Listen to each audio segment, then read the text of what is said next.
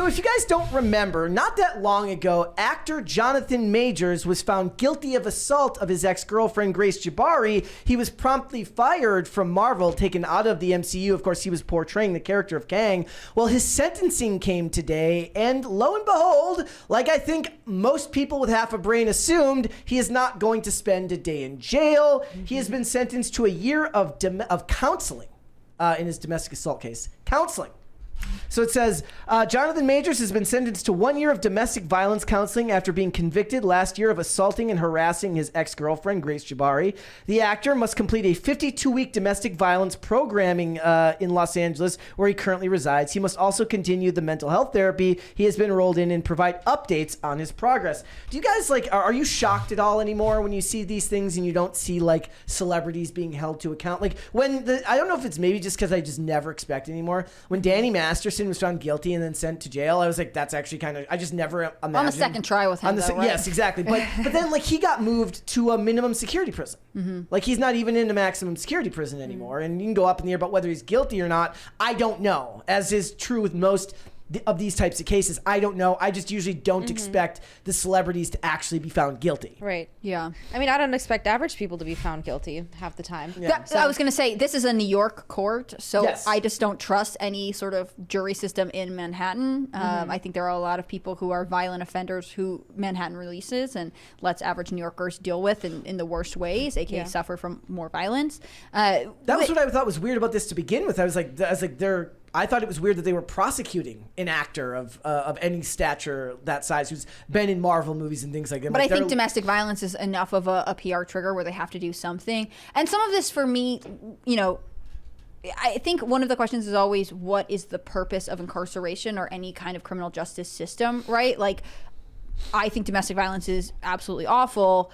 If he was incarcerated, would that prevent him from modeling the same types of behaviors in future relationships if he were released, right? If he went to jail for a year for this, for 2 years, 5 years, does that actually... Oh, it's way worse because there's no bar and I have no idea when it's coming. Manual, I set it off. They earned it.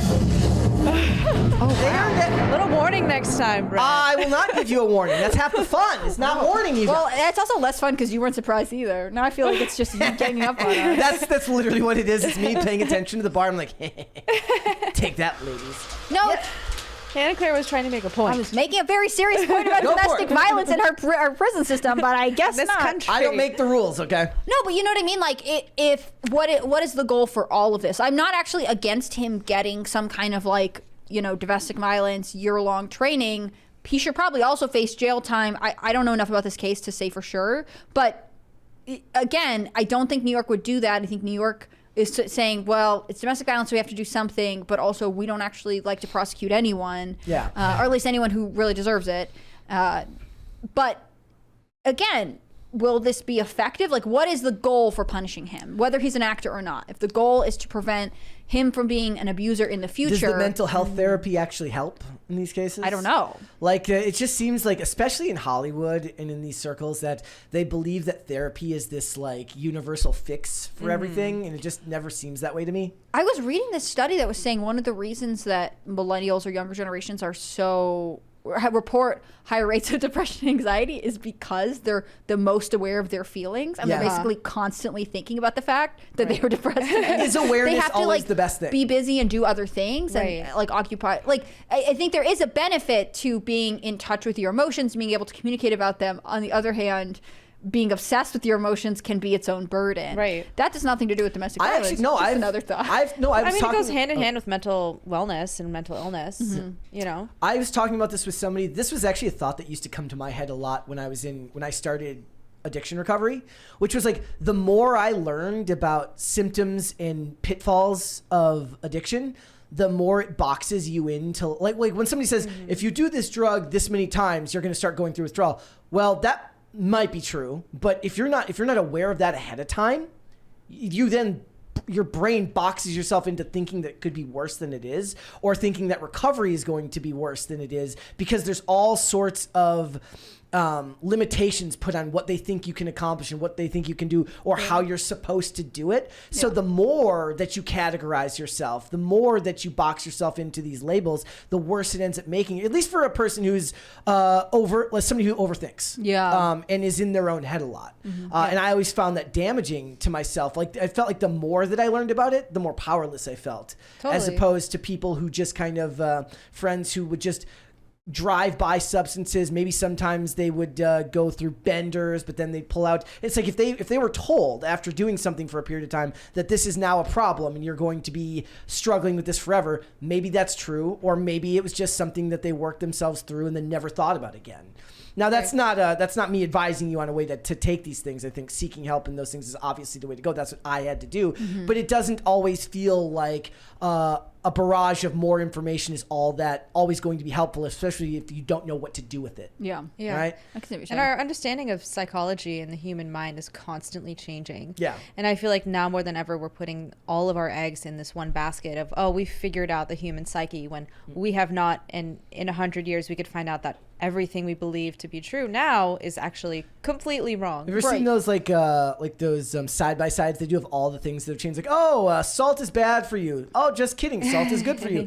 Paper bags are the way to go. Nope, we have to use plastic bags. It's like it changes every 20 years based on who the highest lobbyer is in the industry. So it's like, what do you actually have to believe anymore? And with therapy in particular, there are a lot of wonderful therapists who do great things, but there are also, you know, the odds are anybody who has any kind of issue could also be like, I'm going to go to school, I'm going to get licensed, I'm going to be a therapist, and now I'm going to tell you what's a good idea. Like, it's a fallible science, or it's a fallible course of treatment. And again, I'm not against therapy. I think it can be really helpful for people, but yeah, definitely. There could be therapists who are in it for like their own sort of because they have their own emotional validation. Yes, they have their own emotional wounds that they haven't really addressed, and so now we're sort of saying like, good luck to you too. Yeah, it's like how doctors can have a God complex. Right. A psychologist could as well. Of course, right? Or they could have their own bias and perceive a situation in a way that is actually not accurate because they have their own, or complicated history. They can also be duped. They're human. They're not just like anybody else, just like their client. They're not above their clients. They're it makes me mad with like if you were a narcissist and you went into therapy and you were sort of like, everyone gets me and this, that, and the other. You could just lie. Because you could only tell them your side of the story. Right. Like, when would a therapist be like, bring your wife in here, let me hear her side of this. Yeah. It just feels like there's like this over medicalization of all of these issues. Now that's not necessarily the case for this, but his ex, the one who this was perpetrated upon, did release a statement. Jabari entered the room shortly after and delivered a victim impact statement saying that Majors is not sorry and has not accepted responsibility for the assault. He will do this again. He will hurt other women. He will hurt another woman. This is a man who believes he is above the law. I had a career in life and body, all of which he damaged. Yeah. Wasn't this assault caught on film? That's a yes and a no. So there's the video of him like exiting the cab and like literally running away from him or from her as she's like chasing him. But like the part that he was prosecuted for takes place in the cab, and there wasn't video, at least not released to the public, that showed what actually happened when she basically took his phone and he reached to get it back and roughed her up in doing so. And that's the part that isn't caught on video, because early on in the prosecution, or at least before this went to trial, his lawyer, it's like Priya Chaudhry or whatever, said that they had that video. I don't think that, as far as I know, that was never released to the public, because I never saw the video from inside the cab that showed it actually happening. Okay. But the prosecution clearly, I mean, they found him guilty of this. And I just wonder if this dude is going to even be able to, like, I don't think this is going to hurt him in a couple of years.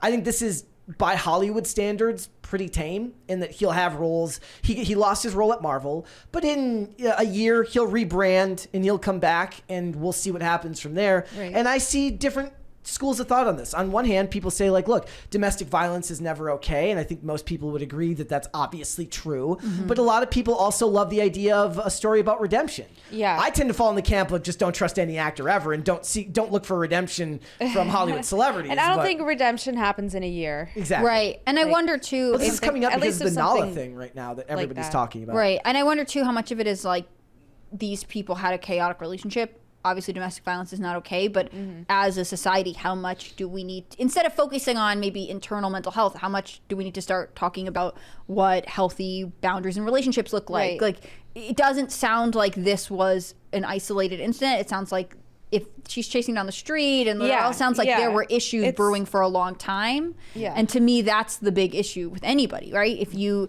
knew someone who would get into horrible fights with their partner, and then later you were like, oh yeah, it makes sense that actually it was abusive. Like that's scary from the beginning. Yeah, because you would never want to say that someone provoked something like that. But if she is taking his phone away from him, that is crossing a boundary. Is his response appropriate? No, it's over the top, and that's the crime. But as you were saying, it's like both parties aren't perfect in this situation, and it could have just been a toxic relationship. And that seems to be the sentiment that's been true of most of his relationships. There's also been multiple. But that means that, like, he is a consistent contributor to toxic relationship, which then you have to wonder about, right? And then there's also people who've said that he's the same way on set. And it's like, look, I don't know if I trust people's opinions secondhand. Hollywood is a very, very cutthroat industry with a lot of people who love the idea of taking down a person with hearsay. Like, what am I supposed to believe on that? All I can think about is whether the dude will get more roles again. And then, like, I look at it more from the analytical standpoint. What will be the marketing tool when he tries to come back? Kevin Spacey, who, you know, is persona non grata in Hollywood, has never been actually, I don't believe he's ever been prosecuted. He's never been convicted. He has been prosecuted. He's never been convicted of the crimes, but he is still acting. He's just not acting in America, right? He's acting in French films or in foreign films. So it's like there's always going to be some producer that will be willing to work with you. I don't think his path is nearly that treacherous. I think that he waits a year.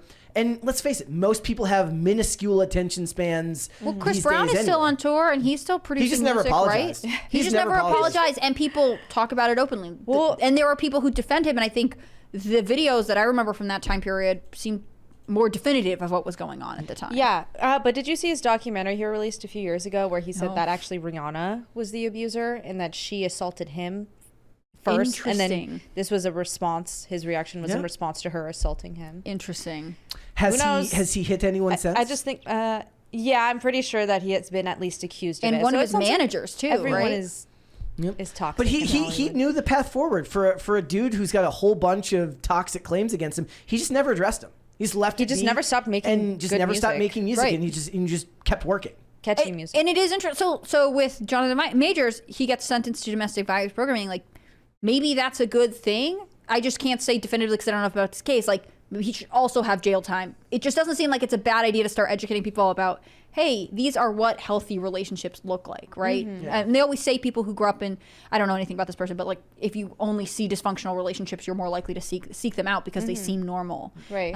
And that's really what you would want society to invest in stopping. I had a hard time buying into all this when I saw like the video. It's actually comical when you see the video where he gets out of the cab and he's running away and she's chasing after him. And I'm just picturing Mario music playing as he's running away. How do you get to that and point? It's like, and I don't know how TMZ does this, but they've literally stitched together like different security cameras from New York City of him running, trying to get away from her. My goodness. And you just wonder, like, it's hard for a lot of people to be like, how bad could it be if she's chasing after him? And you just never know.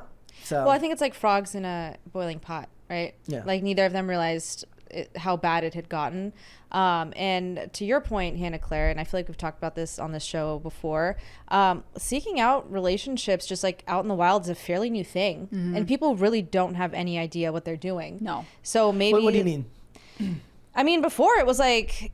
Not to say like arranged marriages or anything like that, but a lot of times you could only meet people that were connected to you socially yeah, somehow. like through mutual friends or through your neighborhood or your parents or your family or whatever. There was connection there even before there was connection. It was Exactly, it was a right. much more closed society and less mobile, right? You Right, couldn't so just they like were pick up and move to a vetted. new city. Yeah, right. yeah, they were You couldn't vetted. just chase him down the streets of New York City. We were less mobile. Right. Or I think Yeah. about this with like dating apps. Like you Yeah. could match with anybody on a dating app and you And don't they could have be to- insane. They could be insane. Have you ever seen that video where the girl's like, I'm on Tinder swiping around and then she moves her phone and it's a wanted list from her area because the guy is wanted for like aggravated stalking. Oh my god. Right. Like it's full of like get set up by your Weirdos. friends. Yeah, Meet people in real life who have some kind of connection to you because it's just safer that way. It is safer that Not way. that and- it like guarantees you could meet a psycho that yeah, way too, no, but- definitely for sure. And like, and I think another point is that these people are vetted, and if someone is like acting erratically. Before, they would kind of be rejected from a community or a society, whereas now you don't could meet shun a anymore. stalker on Tinder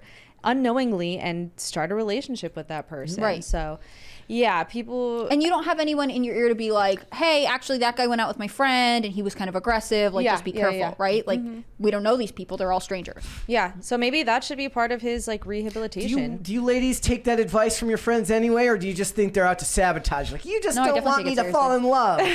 Oh, I take it seriously just for want it sure. for yourself. Just like, it depends on the friends though, right? Like, if your friends aren't, if my friend had never met anyone I was dating because we lived in like different states, it would be hard. On the other hand, like if a friend came to me with serious concerns about someone I was dating, especially a long-term good friend, Yeah. I would definitely take it seriously. Oh, for sure. Yeah. And I think you should.